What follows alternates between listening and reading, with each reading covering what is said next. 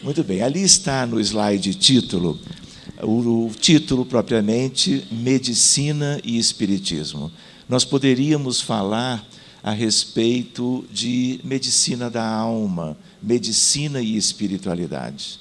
Então, nós vamos aproveitar esse nosso tempo para nós conversarmos a respeito de algo que é muito antigo, que é a medicina e que acompanha a história da humanidade.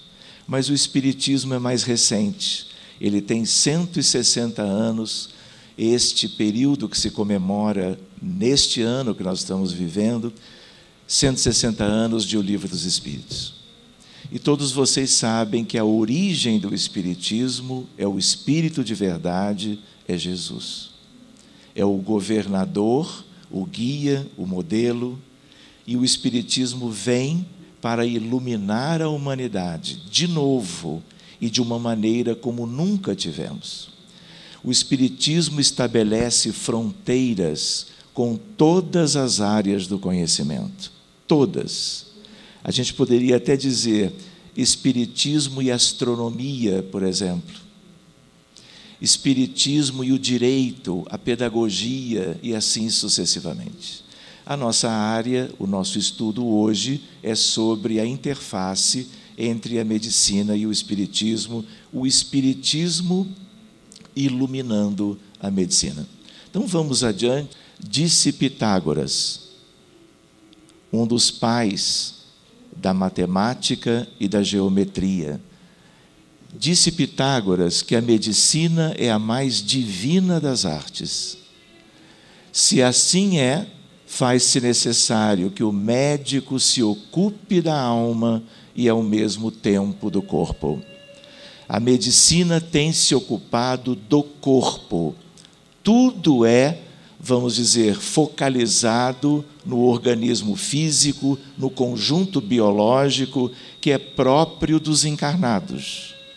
Mas a gente lembra que, inclusive, os desencarnados que não têm corpo físico também são ou estão doentes no mundo espiritual.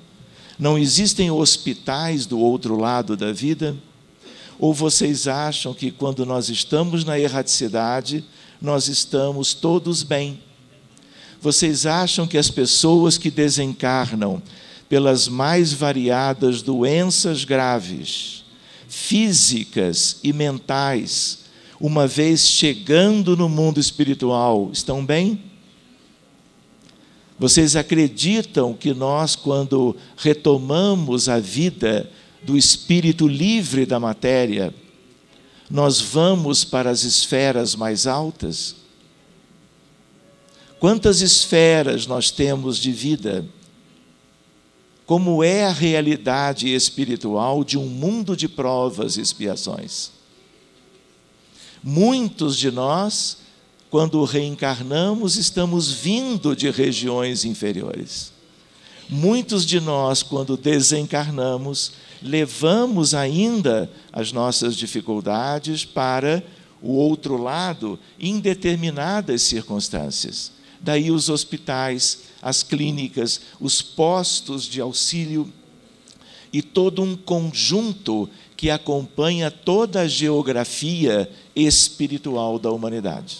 Vamos ver isso até meia-noite, talvez, mas vamos buscando esses aspectos que são reflexivos. Então, quem disse isso foi Apolônio de Tiana, que viveu na época de Jesus. Ele nasceu e morreu na Turquia, mas ele é considerado um filósofo grego. E a ideia de que ele lembra Pitágoras, e a ideia que fica já claro, a nossa medicina só vai avançar no sentido de obtermos níveis mais profundos de cura, de melhora, de recuperação, quando nós também cuidarmos da nossa alma imortal. Usando a terminologia de Kardec, porque eu falei em alma, então eu estou me referindo aos encarnados. Mas eu poderia dizer ao espírito, porque as mesmas reflexões são válidas para aqueles que hoje estão na erraticidade, muitos deles com graves questões médicas.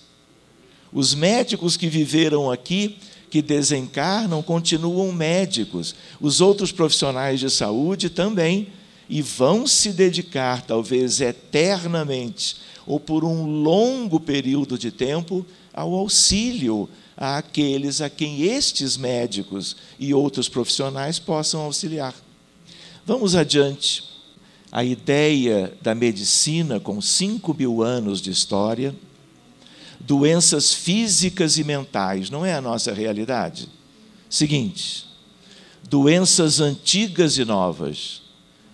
A Ana Cristina Vargas estava falando há pouco sobre uma experiência linda com as crianças autistas e suas famílias. Autismo é uma doença nova. Se não é uma doença nova, ela é recente, mas ela não tem a idade, por exemplo, de um diabetes mellitus, de uma hipertensão arterial, de um câncer e outras milhares de doenças, que são antigas, enquanto o autismo, a infecção pelo vírus ebola, dengue, chikungunya e assim por diante, são questões novas, pelo menos a nível biológico humano. Vamos adiante, lembrando, pois, medicina do corpo mesmo nas doenças mentais. Lembrávamos ontem a ideia de que na depressão, por exemplo, o enfoque é farmacológico. Qual é a medicação? São os antidepressivos. Medicação mais prescrita na atualidade. E é uma doença da alma, é uma doença do espírito. Existem questões ultrafinas, biológicas, no cérebro das pessoas com depressão, especialmente na depressão moderada ou grave. Assim como nas crianças autistas, se nós fizermos um exame de ressonância nuclear magnética ou de tomografia computadorizada helicoidal, você não vai encontrar nenhuma alteração. Mas hoje nós sabemos que as crianças autistas têm deficiência de neurônios espelho, que é algo que nós todos temos, mas que nas crianças autistas isto está em uma falta grave. Nós sabemos as microcolunas que estão desarranjadas do ponto de vista estrutural no cérebro das crianças autistas. Nós sabemos que o corpo caloso, que serve para comunicar o hemisfério direito com o hemisfério esquerdo, ele é falho. A criança autista usa um hemisfério só. O cérebro da criança autista é inflamado. Tem inflamações nas arteríolas que levam a circulação sanguínea e a oxigenação aos neurônios cerebrais. Mas isso tudo é ultrafino e é bem recente. Mas tudo isto é kármico. Tudo isto depende de histórias dificílimas em vidas anteriores. Tanto quanto as depressões, também as suas alterações biológicas são secundárias. Porque corpo físico sempre foi secundário. A história de cada espírito, de cada alma que está ali reencarnada. Mas essa é uma reflexão para depois da 00:30. Então, é melhor a gente deixar para conversar mais adiante, para cuidar bem da história do relógio. Medicina alopática, homeopática, alternativas diversas, como tradicional chinesa, ayurvédica, acupuntura, florais de Bach e assim sucessivamente. Mente aberta, lembrando que as pessoas e os profissionais se debruçam pelas culturas todas dos povos, pelas nações variadas da terra, pelos tempos imemoriais e ancestrais, sempre procurando algo para beneficiar os doentes. Tudo é válido, tudo é bom, tudo faz parte de um processo de crescimento. Mas a medicina que nós conhecemos é a medicina ocidental, mais alopática do que homeopática. E a ideia qual é? Sempre a medicina avançou. Mas nós precisamos avançar mais. E o que a medicina conseguiu até hoje é fruto do esforço de muitos profissionais e pesquisadores. Mas com o advento da doutrina espírita, o paradigma é novo.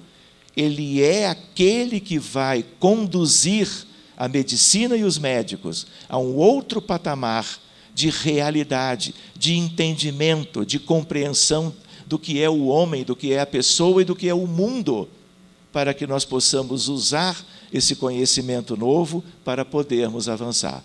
Transição planetária também é isto, é muitas coisas mais, mas também é uma medicina que progrida para muito além do que conseguiu conquistar até hoje. Viveríamos, se não fosse a doutrina espírita, uma estagnação espiritual neste campo. E por providência do alto e do Espírito de verdade, e o mérito é todo deles, da espiritualidade superior, para que através de uma revolução do pensamento nós pudéssemos crescer, nós pudéssemos avançar. Nós vamos considerar algumas coisas aqui de uma medicina que vem de fora para dentro da pessoa do doente. Mas nós nunca vamos esquecer, pelo conhecimento espírita, que o nível mais importante, profundo e definitivo de cura vem também, ou talvez essencialmente, de dentro. Mas sem o auxílio externo, o que é de dentro para vir, não vem, habitualmente. Vamos adiante um pouquinho mais. Reparem, o tema da nossa irmã Ana Cristina. Apenas um slide. O que esse slide mostra para nós? E é um desafio para a medicina, e é um desafio para o movimento espírita no Brasil e no mundo. A ideia de que, como ela mesma comentou, se você vai olhar a estatística, o número de trabalhos publicados, científicos, médicos de alto nível, nas décadas de 60, 70 e 80, eram próximos a zero. E o que acontece agora, a partir dos anos 80 mais para o 90? Olha o salto exponencial relacionado à pesquisa em autismo e a ideia de que agora é uma doença que o mundo veio a conhecer. Era tudo desconhecido relativamente até então. E nós nos lembramos, esse slide, ele é de 2014, e ele fala agora, em vez de um caso para 20 mil crianças nascidas vivas, um caso para 68 em 2014. Ontem, um caso para 58 crianças nascidas vivas. O que isso sugere?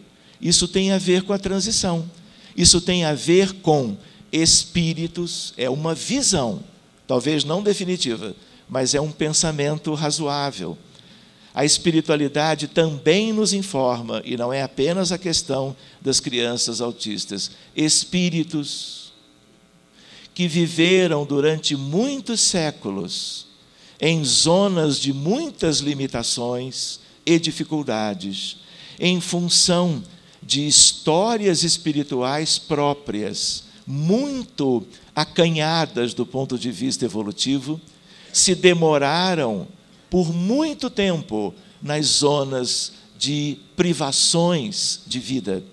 E eles estão sendo trazidos, muitos deles, em reencarnações compulsórias, para estarem aproveitando uma espécie de uma etapa derradeira que pode perdurar por mais um milênio, ninguém sabe, datas, cronologia, sequência de eventos e espiritualidade é algo que é numérico, mas que nós não devemos agir com uma determinada certeza, porque só quem tem a certeza são os espíritos mais altos.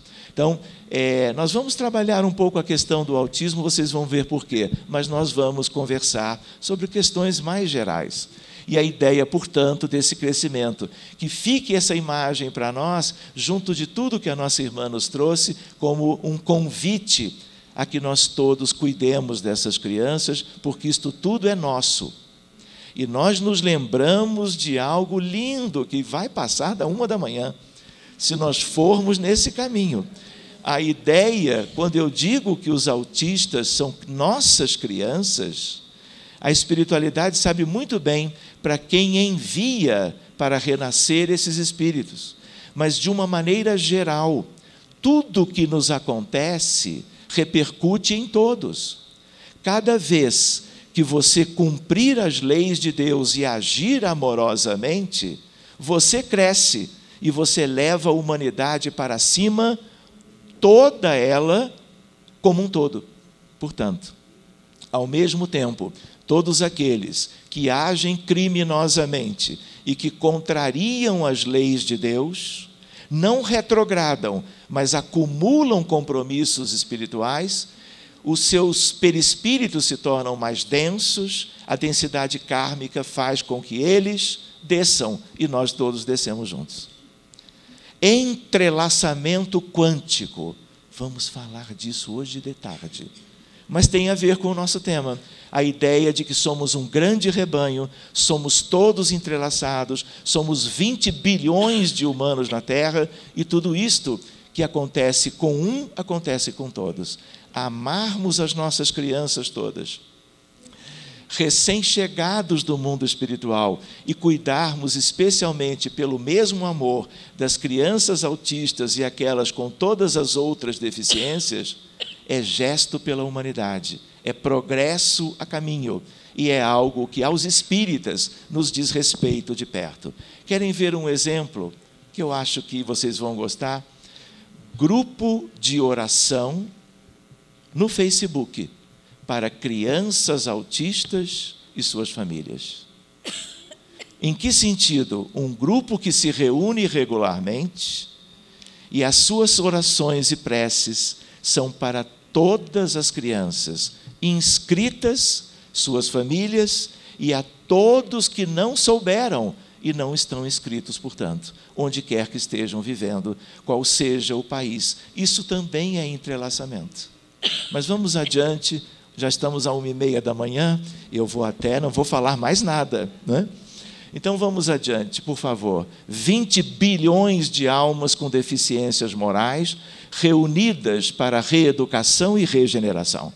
Esse mundo é hospital, é escola, é presídio, tudo isto ao mesmo tempo.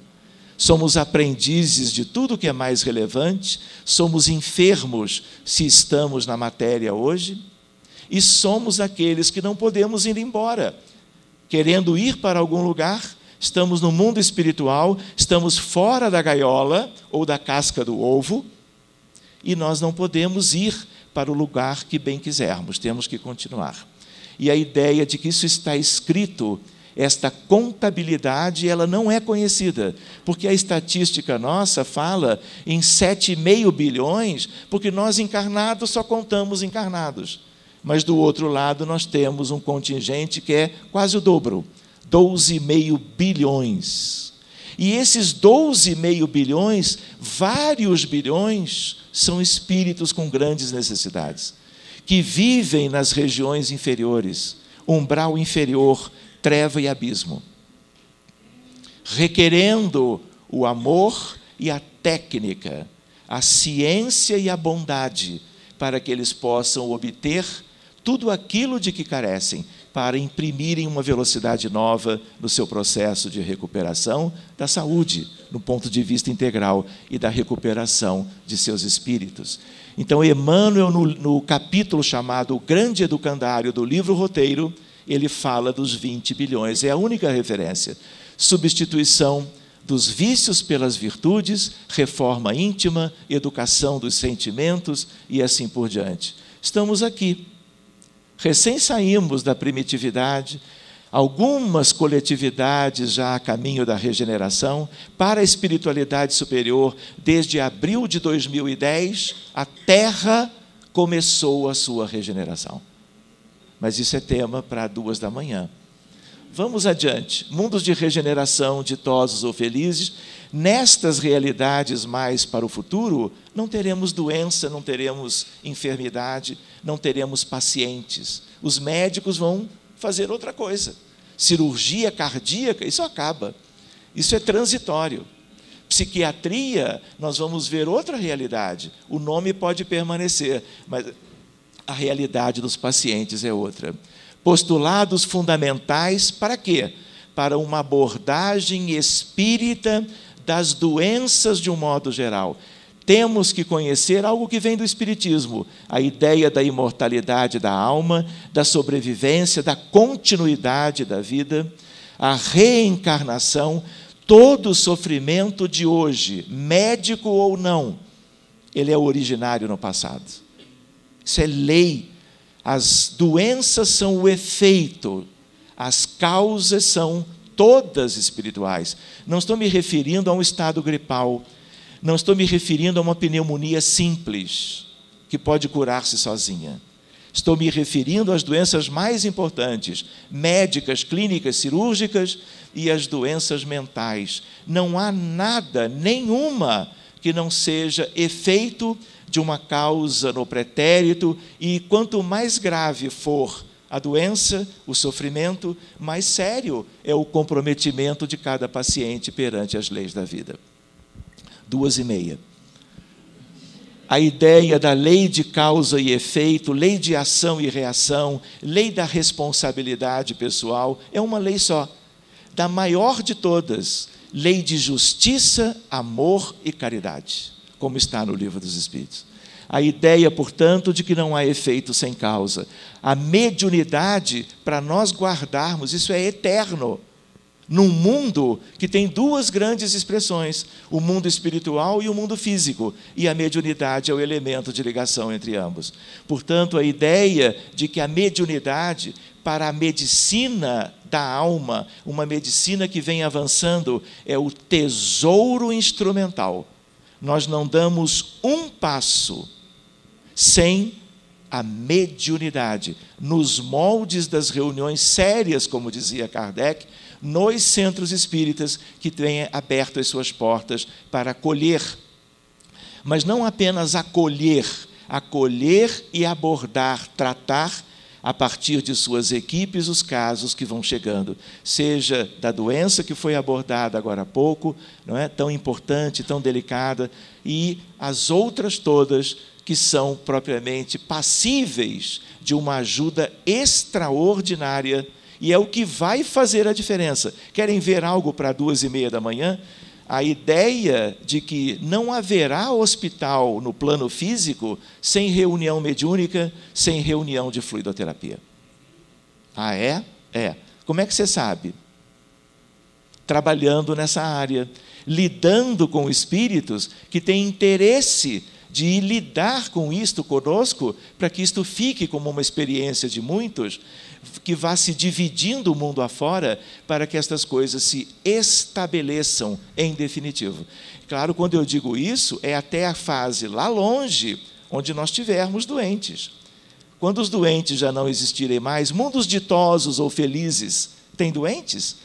Mundos que completaram a etapa de regeneração têm doentes? Aí alguém vai dizer, brincando, mas eu nunca vi, não tenho a informação.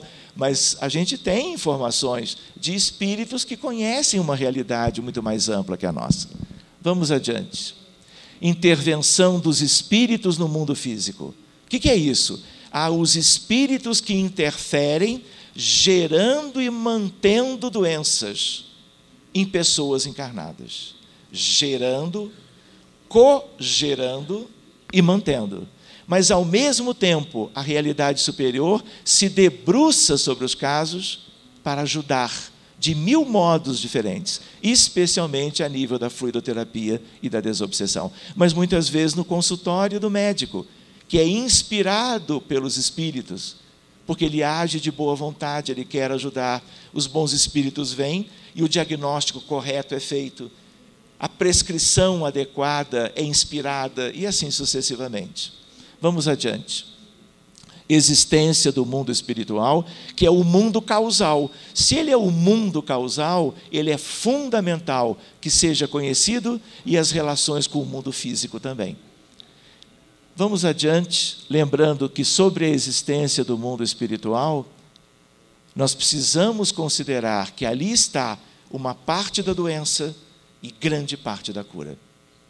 E nós precisamos trazer o mundo espiritual para junto da atividade médica. E algo que todos vocês sabem, lembram pelo Espiritismo Kardec aqui. Corpo físico, corpo espiritual e alma, vamos desdobrar isso um pouquinho. Medicina da alma, eu diria medicina espírita, porque ela também não é exclusiva. Há muita gente bonita, educada espiritualmente, há muitas pessoas pesquisando e não conhecem o espiritismo. Estão conhecendo outras culturas, outras tradições, e estão fazendo a integração entre as questões espirituais, as questões biológicas e mentais. Assistência aos desencarnados ou desobsessão. Eu diria que nessa fronteira há um binômio de luz. Algo além disso também existe, mas a essência é a reunião mediúnica de desobsessão e a fluidoterapia. São os dois pilares, hoje pelo menos, da medicina da alma. Isso é espiritismo, isso é doutrina espírita, isso é movimento espírita, isto é, como se diz no Rio Grande do Sul, sociedade espírita. Nós falamos mais centro espírita, não é assim? Muito bem. Aliás, eu e Ana somos do mesmo lugar. Somos do Rio Grande do Sul, não é, Ana? Então, quem mais é gaúcho aqui? Puxa! Olha que bonitinho, gente. Eu não posso deixar de comentar. Eu perguntei quem mais é. Ana, veja só, Ana, você está vendo? Tem mais uma pessoa que timidamente levantou o bracinho. Quem é do Nordeste? Gente, isso é uma goleada. Muito bem, gente, muito bem. Sejam todos bem-vindos. É isso mesmo, estamos aqui, não é? Na Bahia. Assistência aos desencarnados, a reunião de fluidoterapia, as visualizações terapêuticas, que é um outro recurso para casos selecionados, que pode ser feito no centro espírita, mas isso nós não vamos abordar hoje. Evangelização, que é a grande prevenção. A doença de hoje tem origem no passado, e se nós não cuidarmos no presente, de maneira ou conforme os preceitos do Evangelho de Jesus e de todas as religiões plantadas no seio da humanidade, que todas elas têm uma origem comum lá em cima, todas elas têm uma proposta de progresso espiritual, de renovação, de redenção, de mudança de hábitos, de atitudes, de transformação pessoal, de autoconhecimento e assim sucessivamente. Pois bem, a ideia da prevenção que nós não podemos esquecer. Hoje, os profissionais de saúde são levados a atender o que existe, mas nós precisamos pensar que o futuro será igual ao presente se nós não fizermos alguma coisa do ponto de vista preventivo, mudando a nossa maneira de viver, a nossa maneira de ser. Para vocês terem uma ideia, Rio de Janeiro, fluidoterapia espírita no plano físico. Doentes e médiuns de boa vontade. Capacitação, tudo muito simples, natural, lógico, movimentação daquilo. Aliás, vamos falar um pouquinho sobre isso às 14h, com mais detalhes. A ideia, fluidoterapia no plano espiritual. Vocês estiveram lá outro dia? Ali é nosso lar. Vocês não lembram? Olha ali a ideia. Isso é fluidoterapia ao tio André aqui, que chegou em mau estado no mundo espiritual, sem corpo físico, claro. A gente também lembra uma outra questão para reflexão a uma certa hora. Os encarnados podem ter acesso aos hospitais e postos de auxílio do mundo espiritual ainda encarnados, desdobrados por merecimento durante o sono físico. Tudo isso é possível, mas nós não vamos ver isso agora. Vocês lembram dessa figura? Uma pessoa encarnada, tem corpo físico, figura humana, corpo perispiritual, figura humana. Quem molda pela genética, como estamos aqui, é o nosso perispírito, modelo organizador biológico. E a ideia da centelha divina, que é o nosso espírito, a nossa alma. Nós poderíamos dizer a mesma coisa. A doença pode estar aqui, a doença pode estar nos dois planos, mas ela tem origem sempre no espírito.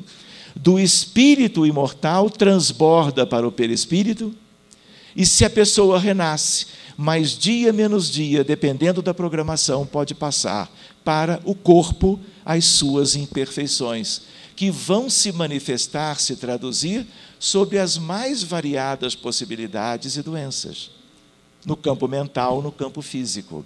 Vamos ver casos? Porque às vezes a gente fala e transmite uma ideia, mas às vezes os casos nos dão uma ideia melhor. Deixa eu me lembrar do primeiro. Olha o Rodolfo.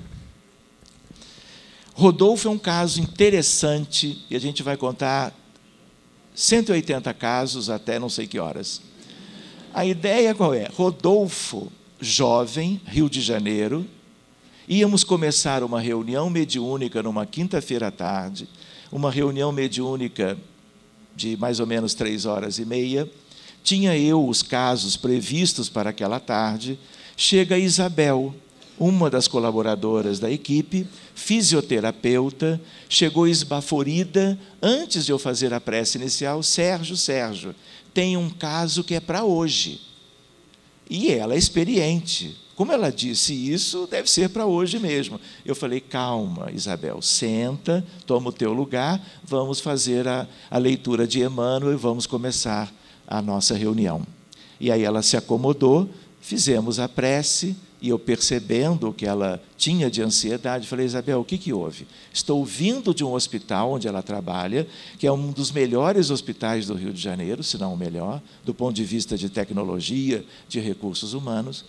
E ela diz: olha, há um caso, que é do Rodolfo, e a esposa do Rodolfo é minha colega da fisioterapia, e ela veio correndo para me dizer que os médicos da terapia intensiva, da rotina da terapia intensiva, a chamaram dizendo: olha, nós não temos mais esperança.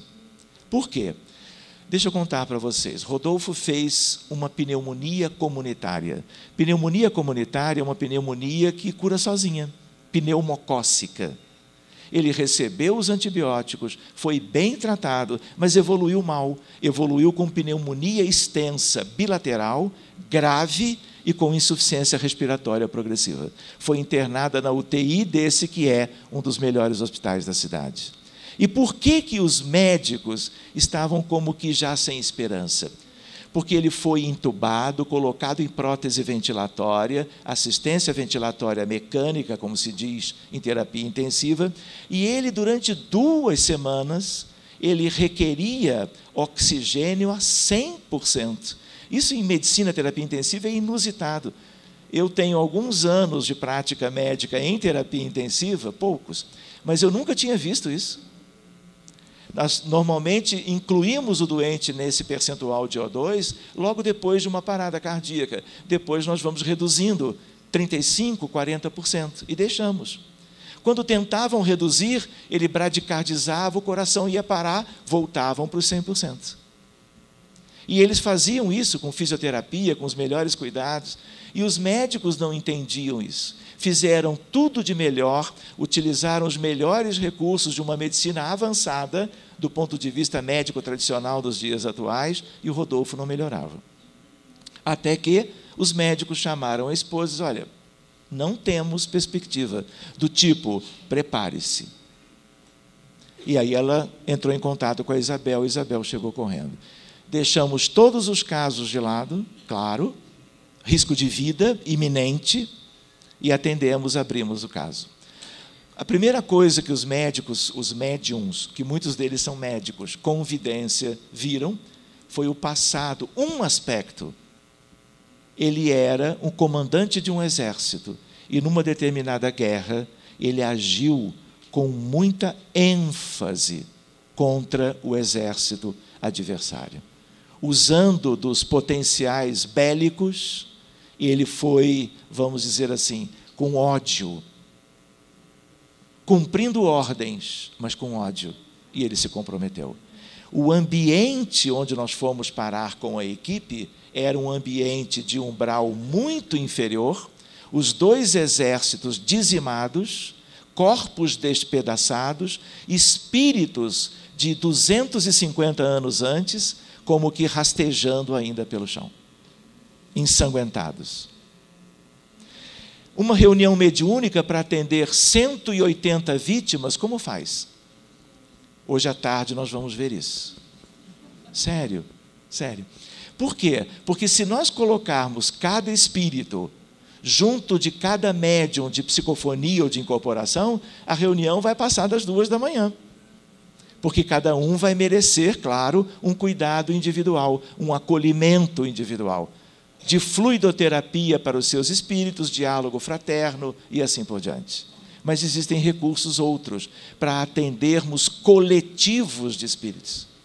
É o que nós chamamos de desobsessão coletiva, e nós vamos ver alguns detalhes mais adiante. Pois bem, todos esses espíritos dos 2 exércitos, numa situação igual, foram devidamente tratados através de campos de força, através de magnetismo, através de ideoplastia.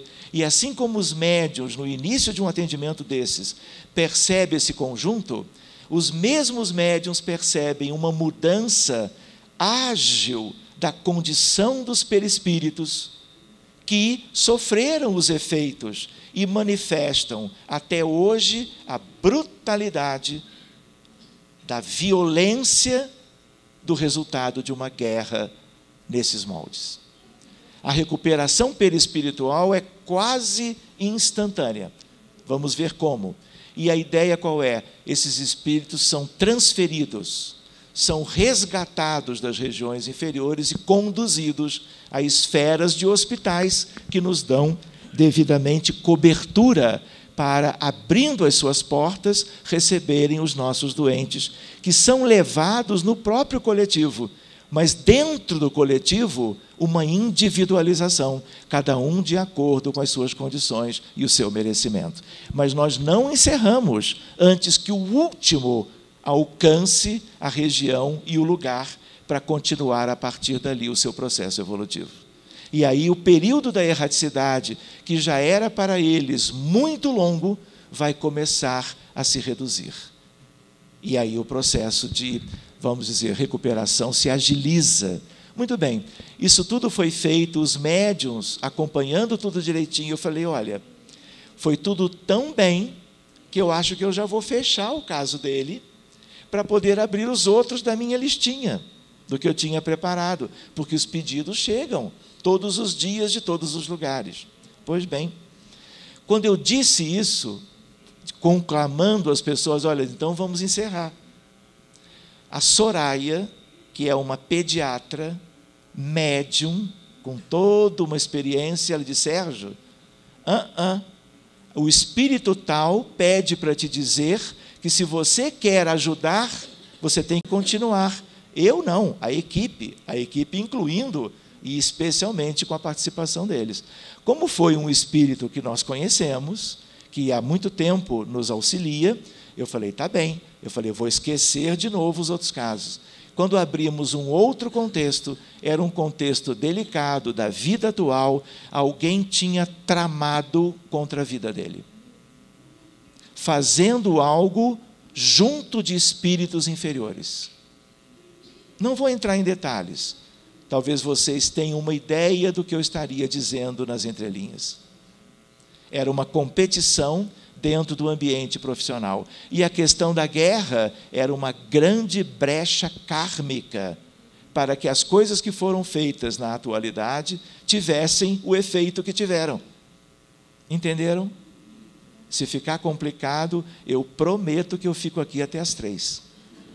E aí nós vamos trocando ideias, não é? Com esses tais detalhes. Pois bem, na nossa reunião, isso tudo foi na etapa seguinte, devidamente tratado, desfeito, desmanchado, e as coisas ficaram assim bem claras e nitidamente resolvidas. E aí, como o Espírito tinha dito, eu perguntei, pergunte para o Espírito, Soraya, se agora nós podemos fechar. E aí veio o dedinho para cima. Na medida que isso aconteceu, eu fechei o atendimento para ele, com a equipe, e disse, Isabel, pede para a esposa, para ela fotografar o marido, se ela achar válido.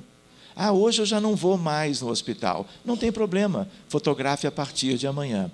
Uma semana depois, eu recebo um DVD com mais de 1000 fotos, porque a esposa se entusiasmou com a ideia de nós termos tido a oportunidade de tratar o quanto antes. Enfim, essa é a imagem do dia seguinte, uma sexta-feira.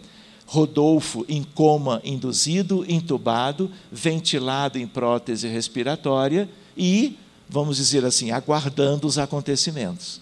Na mesma sexta-feira, ela fotografa o marido mais de perto, aqui com edema periorbitário, em coma induzido e em ventilação mecânica. Pois bem, 3 dias depois,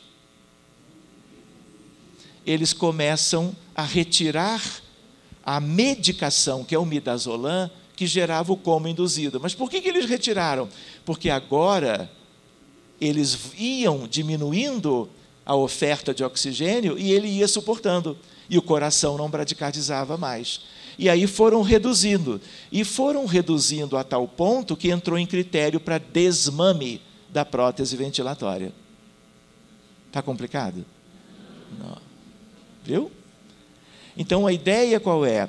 Uma primeira noção da melhora. Ele ainda agora traqueostomizado, ainda em prótese, mas começando a acordar. Para resumir a história, Rodolfo, apenas com uma cânula de umidificação do ar inspirado, já fora do respirador, a esposa, pelo sorriso, vocês imaginam a satisfação dela, e a irmã de Rodolfo. E um final feliz. Aqui uma outra imagem, com outro fisioterapeuta, já ele tendo tido alta da terapia intensiva e já na semi-intensiva, como a gente chama. Teve alta, muito bem, nunca mais adoeceu de nada.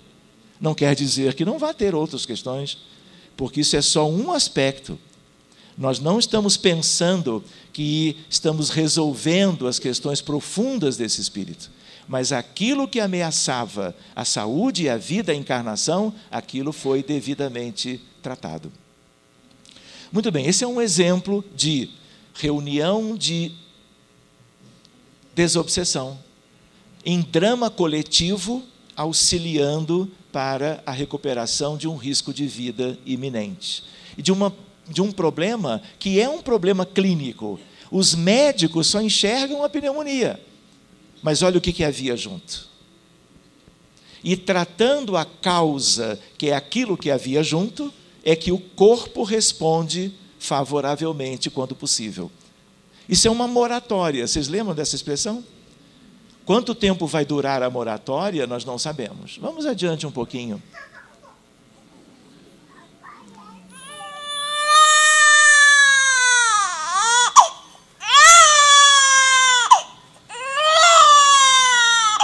Observem a angústia, a movimentação dos braços, a movimentação da cabeça. Ele não está com fome, isso não é terror noturno, isso não é manha, isso é doença. Como é que começou isso tudo? A gente viaja muito. Fizemos algumas viagens à Austrália e Nova Zelândia para divulgar o Espiritismo. Me liga numa altura Viviane, a mãe deste menino, e ela ligou pelo Skype porque lembrava de um seminário feito em Sydney sobre medicina da alma, onde eu contei casos. E aí ela disse: Sérgio, eu já tive um filho, que é o Mateu, e eu estou grávida de novo. Eu sou a Viviane e o meu marido é o Thales. E o que acontece? Eu acabei de chegar de um exame de ultrassonografia. E o médico me assustou, porque disse que o meu bebê, que é o menino de novo, ele tem uma dilatação dos ventrículos cerebrais. Uma dilatação importante, a ponto dela me dizer que ele disse a ela: eu nunca vi isso. Ela ficou alarmada, lembrou do seminário, conseguiu o contato e nós nos falamos. Eu falei: olha,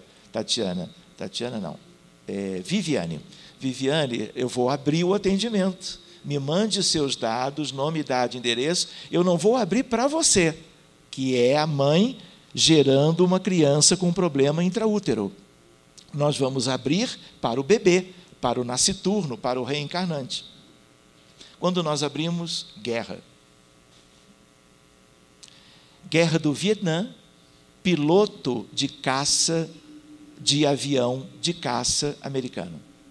E ele era o responsável por apertar o botão. Quando ele apertava o botão para despedir do avião para baixo, nos campos do Vietnã, para a morte de pessoas do exército contrário, ele não fazia isso apenas cumprindo ordens, algo semelhante do caso anterior. Mas ele se envolvia, havia um litígio moral, muitas vezes alimentado pela mídia, alimentado pelo governo, alimentado pelos superiores, mas enfim ele se deixou levar e ele agiu, não com as armas da época do caso do Rodolfo, com armas modernas daquela época, da guerra do Vietnã. Os médiuns, quando nós abrimos, era um campo imenso de destruição. Como é que nós vamos cuidar disso? Porque aí já não são centenas, são quase 1.500 vítimas, todas de olhinhos puxados. Foi a primeira vez que nós fomos ao Vietnã. E fomos. Não no sentido de pegar um outro avião e irmos lá fazer um atendimento local. Fomos em espírito, fomos em equipe. E a ideia qual foi? Observar aquilo tudo para criar os mecanismos próprios para cuidar de todas as vítimas, independentemente de quem era quem lá embaixo. Crianças, mulheres grávidas, idosos, combatentes, escondidos nos arrozais do Vietnã. Como aconteceu no Camboja também, algo parecido. Campos magnéticos, fluidos amorosos, de alta frequência, de duas equipes entrelaçadas, voltados, tudo aquilo para a reconstrução e o refazimento dos perispíritos, mas não apenas no sentido físico da estrutura perispiritual. O atendimento é moral, é conforto moral que você transfere. E nós podemos abordar isso pelas leis da física clássica, da física moderna, como nós quisermos. Mas é doutrina espírita em ação. Kardec falava, à sua época, para todos, magnetismo e espiritismo são como uma ciência só. Ele, Kardec, era magnetizador desde os 19 anos. Magnetizou durante décadas. Ele conhecia tudo que Deleuze sabia, os barões e as pessoas que tinham se enfronhado, discípulos de Mesmer. E a ideia qual é? Ele soube escrever na Revista Espírita, existem vários textos dele a respeito desse magnetismo. Pois bem, o que aconteceu? Atendemos esse contexto. E aí ela não fez mais contato conosco. Passaram-se alguns meses, toca o Skype de novo, porque é do outro lado do mundo. Se aqui é 8 horas da manhã, lá é 9 da noite. Quando a gente pega o avião e chega lá, achando que são 8 da noite, pelo relógio biológico do brasileiro que vai para lá, são 9 da manhã. Então, é uma diferença de 13 horas, de um modo geral. E aí, o que acontece? Ela telefona de novo e diz, olha, ele nasceu muito bem. E ela ainda disse, nem tive tempo para agradecer pelos cuidados pré-nascimento. E aí, no 10º dia, ela diz, olha, ele começou a ter uns movimentos, e de novo, ninguém sabe o que é isso. Esses movimentos, eles lembram o tremor de repouso do Parkinson. Então, existe um conjunto de doenças extrapiramidais. Parkinson, coreia, atetose, balismo, distonia de torção, La Tourette, e algo que ninguém nunca tinha visto. Na Austrália, ninguém viu isso. Então, neuropediatras, pediatras, pessoas que deveriam conhecer. De longe, lá pela filmagem, eu pedi, grava, pede para o Thales gravar e me enviar. Esse é o primeiro vídeo. Quando nós olhamos a imagem, isso lembra uma síndrome extrapiramidal. E na anatomia, na neuroanatomia, do lado dos ventrículos laterais, estão as estruturas dos núcleos da base, onde os circuitos que controlam esses movimentos involuntários ali estão. Então, isso é resultado do dano causado pela dilatação dos ventrículos. Pois bem, Viviane, é caso para nós abrirmos de novo. Temos que ver o que restou. Abrimos novamente outra guerra. Cuidamos do que tínhamos que cuidar. E aí veio uma ideia de algo que nós já havíamos feito algumas vezes. Trazermos, ele não mora na Austrália, ele não é um bebê, ele não pode vir na casa espírita. Existem casas espíritas, lindas por sinal, em Sydney, Austrália. Mas o atendimento que ele precisava era mais específico, envolvia uma questão médica, direta. E aí o que acontece? A meu pedido, a espiritualidade traz o menino. E ele se manifesta pelo médium ao meu lado, a médium, como um rapazote. E ele vem conversar. Eu com ele, deixo ele falar, e conversamos, vamos dizer, durante uns 20 minutos. E trocamos ideias, e ele já estava resignado. Ele já tinha se arrependido no mundo espiritual, ele estava preparado para enfrentar certas dificuldades médicas, emocionais, psicológicas. Mas a nossa conversa... Eu estava notando que alguém estava fazendo uma movimentação atípica. Entendi. Tá bom. Bonitinho isso, né? E eu fui animado adiante. De qualquer maneira, desculpe e obrigado. Tá? Eu só não entendi bem se ela escreveu 5 ou 50. É que eu ando com um problema de refração, eu tinha que voltar no oftalmologista e não voltei. Era uma viagem, é outra, enfim. Muito bem, Eleonora, obrigado. Então, o que aconteceu aqui? Nós trouxemos o menino não tanto para conversar, para fazermos o diálogo fraterno, mas para usarmos da ideoplastia, criarmos um cérebro infantil, novinho, fluídico, e instalá-lo junto do perispírito que veio da Austrália e estava ali incorporado na médium.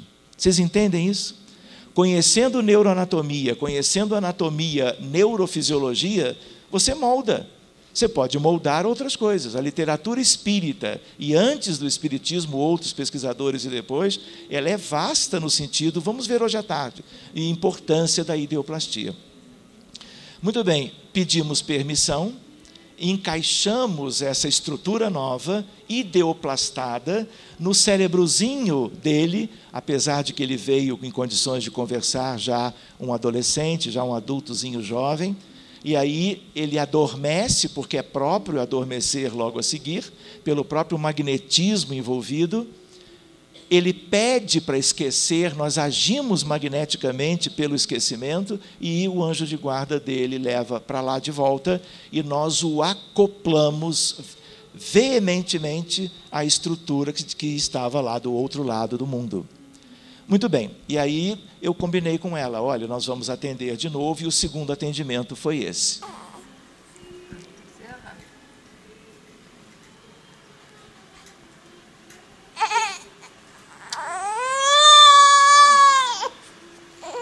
Reparem os movimentos como são. Vocês são pais, mães, avós, irmãos, tios. Vocês nunca viram isso. E não vão ver. Eu vou deixar o meu celular. Se vocês virem isso de novo, podem ligar para dizer, olha, vi um caso parecido. Não há controle, por mais jeito dos pais. Outro vídeo. Viram? Isto é uma síndrome extrapiramidal, diferente num neonato, que nós nunca tínhamos visto, e os colegas de lá também. Pois bem, depois, esse é o primeiro vídeo depois, alguns dias depois do segundo atendimento. Levaram ele para um spa. Na verdade, é a banheirinha de casa. Olhem para o olharzinho dele. Vejam se algo não mudou. O pai filmando e a mãe banhando a criança, a Viviane. Não dá vontade de levar para casa? Eu sempre que olho esse vídeo, sinto a mesma coisa e comento, às vezes, do mesmo modo.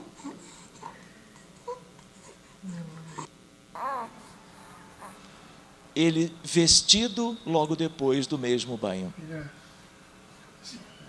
Vocês já viram bocejo de criança após o banho? Vocês estão vendo algum tremor? Braços ou cabecinha?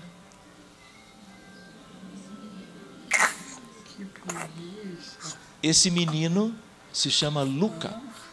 Ele nunca mais teve nada.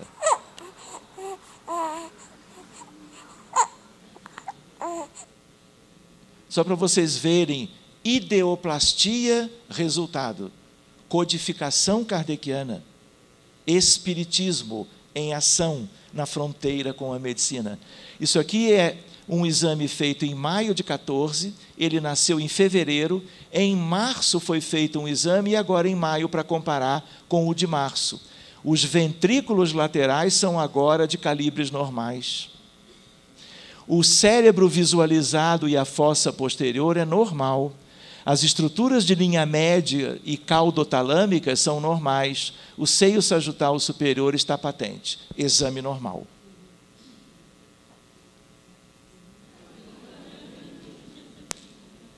Vocês não levaram ele, ele ficou lá.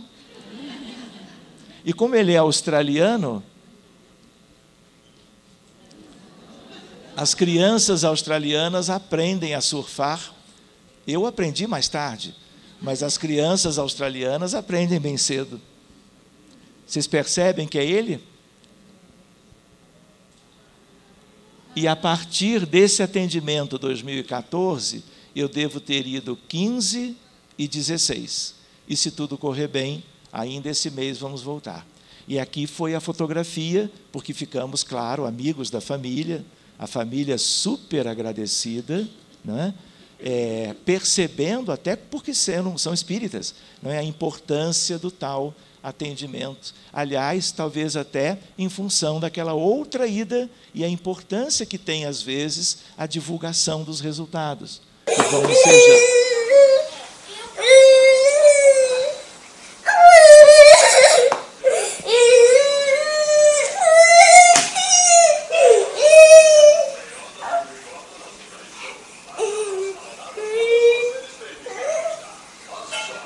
esse é um caso, por coincidência, de Salvador. A mãe soube, como outras mães vêm sabendo, de um determinado grupo que procura atender espiritualmente os dramas espirituais das crianças com dificuldades, neste caso, transtorno de espectro autista, um caso mais grave, moderado a grave, e ela, em contato por telefone, eu costumo dizer, mãe, se você achar válido, use o telefone celular, grave e me envie, para eu estimar a gravidade.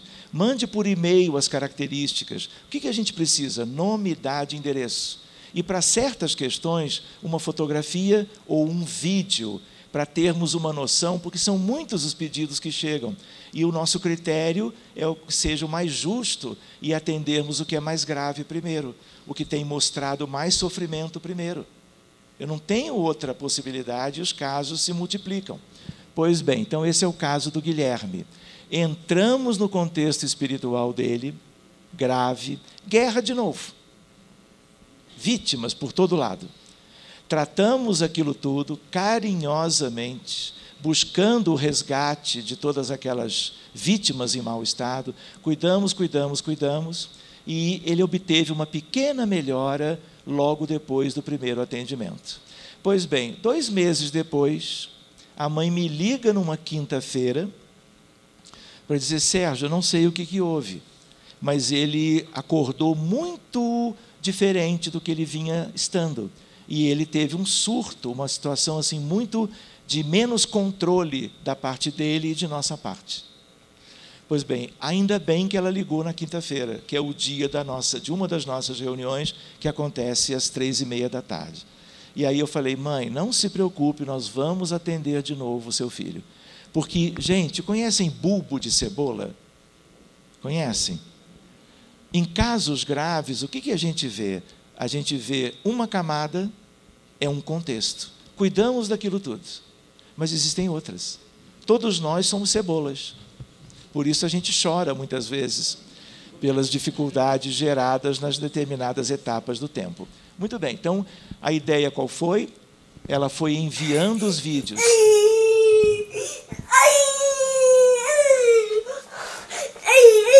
Antes do primeiro atendimento.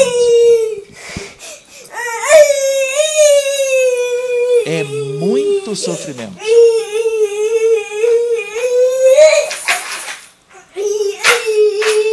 Vou passar o próximo para ganhar tempo.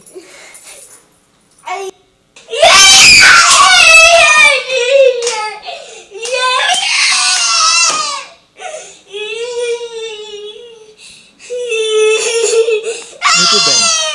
Como era quinta-feira, fizemos o segundo atendimento quando ela, por telefone, disse, olha, houve alguma coisa. Eu falei, vamos ver o que houve. Havia um outro contexto.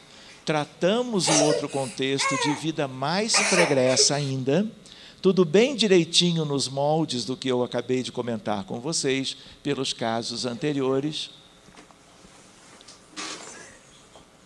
E ela me liga quando eu estava voltando para casa. Diz assim, doutor Sérgio, o que vocês fizeram? Eu falei, nada, já pensando, o que será que houve? Né? Gui, e aí ela diz, olha... Dá um tchau para a mamãe. Gil, dá um tchau para a mamãe. Assim, vá. Agora, dá um tchau. Isso. E aí eu pedi, olha, então grava, registra de novo e me envia. E aí, ainda no trânsito do Rio de Janeiro, pelo celular, eu acessei este vídeo.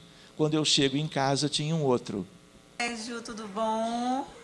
Estou gravando para lhe desejar uma boa noite. Conhece esse sotaque? Gui? Dá um tchau para o doutor Sérgio, Gui, dá? Aê! Olha lá! Tchau, beijo, doutor Sérgio. Ele teve uma melhora nítida no mesmo dia do atendimento, sugerindo o quê? A ideia de que toda doença importante tem questões espirituais causais, relevantes. E quando nós cuidamos delas, as coisas tendem a melhorar. Na proporção do que a equipe é capaz de fazer, para minimizar, para reverter, para encaminhar os dramas que estão vivos no mundo espiritual e pesando sobre a economia espiritual da criatura encarnada. Mais um?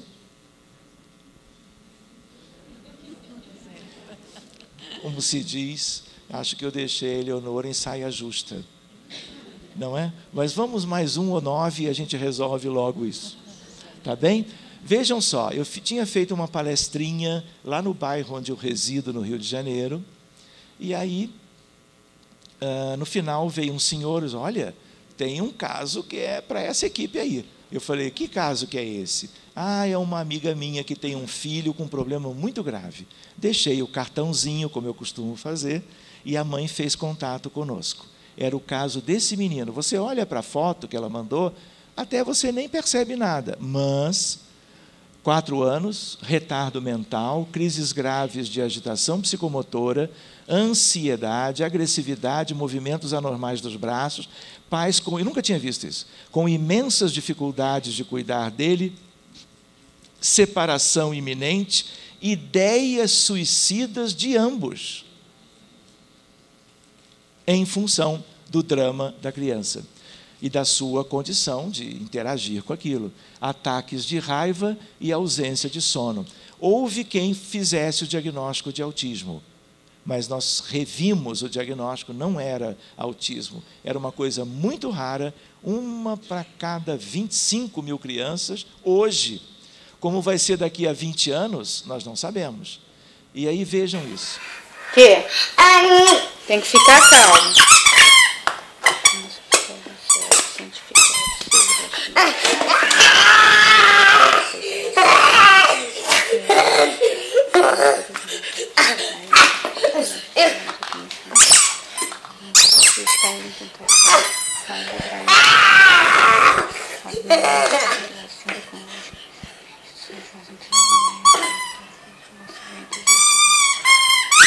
Tentando brincar.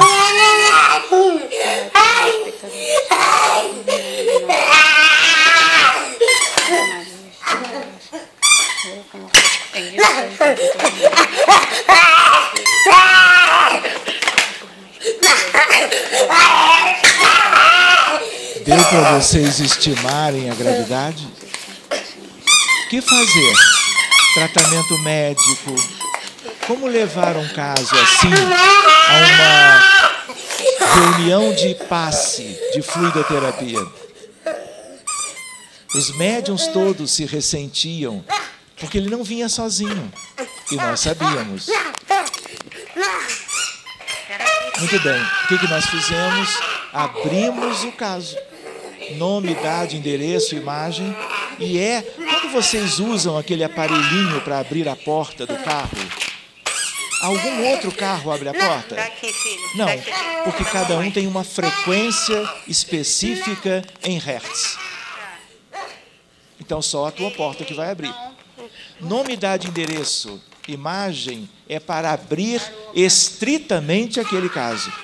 E toda a equipe agora só está cuidando daquele caso que foi aberto. Porque nós precisamos agir assim para podermos aprofundar. Entenderam? Senão eu não sei de onde está vindo cada espírito, de cada caso. Eu não sei.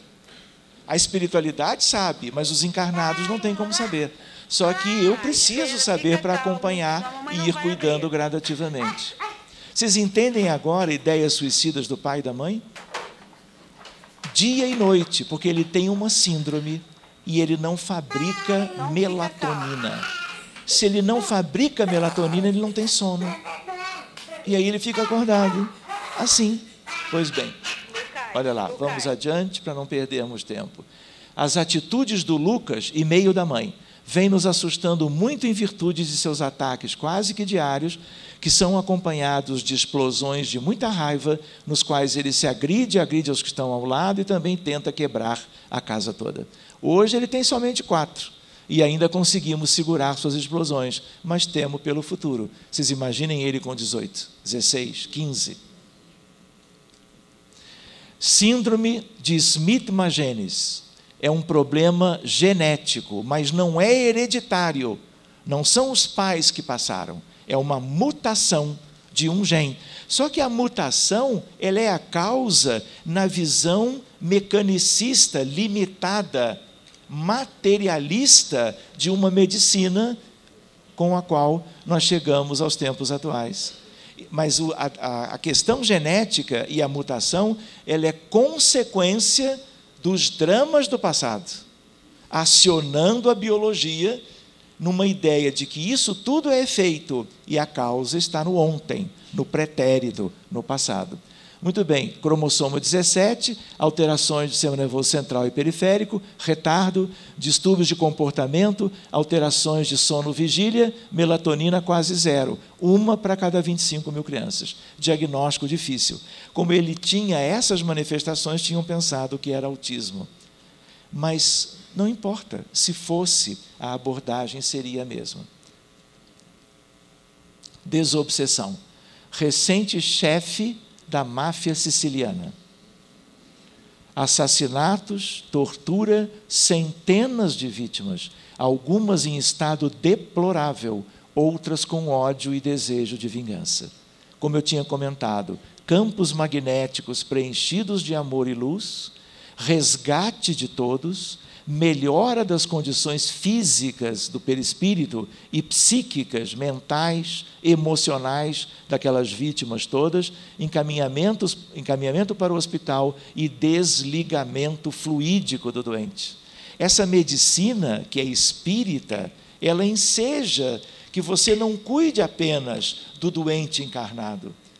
Lembram dos 12,5 bilhões? Quem é que vai cuidar daquela gente toda? Dos que ficam séculos ligados a cada caso. A espiritualidade faz tudo o que pode, mas os amigos espirituais, mesmo de mais alto, eles não têm fluido vital, eles não têm ectoplasma, quem tem é a equipe encarnada. E é a grande usina de tratamento para cuidar destas coisas. A equipe encarnada, claro que consorciada e dirigida pelo alto, sem o qual nós não damos um passo, nem queremos. Entenderam isso, gente? Pois bem, desligamento. Hoje à tarde nós vamos falar um pouco melhor disso.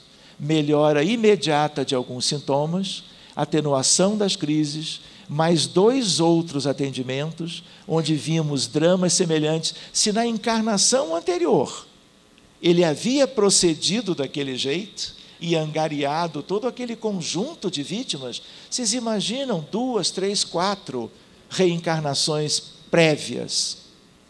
Se nós estamos evoluindo sempre.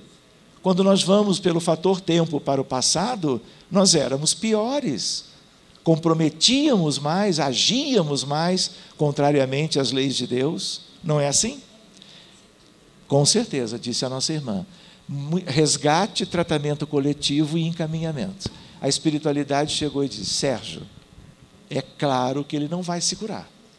Nem nós podemos fazer muito mais.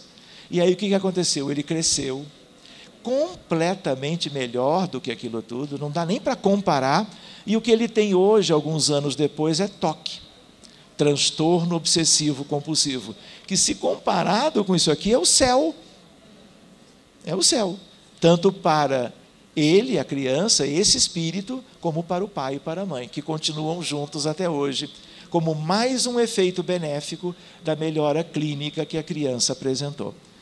Preparando para irmos embora, o caso da Letícia fica então para 2000 e qualquer coisa. É um caso lindo. A outra lá, fala. Eu gostaria, mas a chefe está aqui me olhando. Temos uma programação para as 11 horas. Mas né, que isso, outra suspende. Temática. Estou brincando. Só para a gente terminar, tinha o caso da Letícia, mais 18, vejam só. Conheça todas as teorias, domine todas as técnicas, mas ao tocar uma alma humana, seja apenas outra alma humana. Jung. Eu ia mostrar para vocês as questões outras, ligadas ao tema. Hoje tem passe em revista científica, um grupo de São Paulo, por exemplo. Congresso Mundial de Psiquiatria, você poder falar para 5.000 psiquiatras em Madrid há 3 anos, sobre abordagem espírita das doenças mentais, falar de Kardec, falar de centro espírita, falar de mediunidade, falar de reencarnação para psiquiatra de formação formal, acadêmica. O mérito é deles, porque agora dão abertura a algo, porque eles perceberam o quê? A psiquiatria avançou muito, mas os problemas aí estão, tanto na prevenção como no tratamento daquilo que são os doentes mentais. A nossa sala, a apresentação oral, e lá, até meu aniversário, 14 de setembro. Isso está, só para a gente guardar uma sementinha, isso aqui são os anais do 16º Congresso Mundial de Psiquiatria. E esse resumo está ali. De certa maneira, isso é um tanto histórico para a psiquiatria e histórico para o movimento espírita. Mesmo uma sementinha pequenina. China, Beijing, fomos fazer a mesma coisa, Congresso Mundial de Psicoterapia, em outubro de 2008. Alemanha, Munique, março de 2014, a mesma experiência. E a ideia da nossa gratidão por vocês terem esperado até agora. Que Jesus os abençoe e nos vemos daqui a pouco mais adiante. Obrigado por tudo.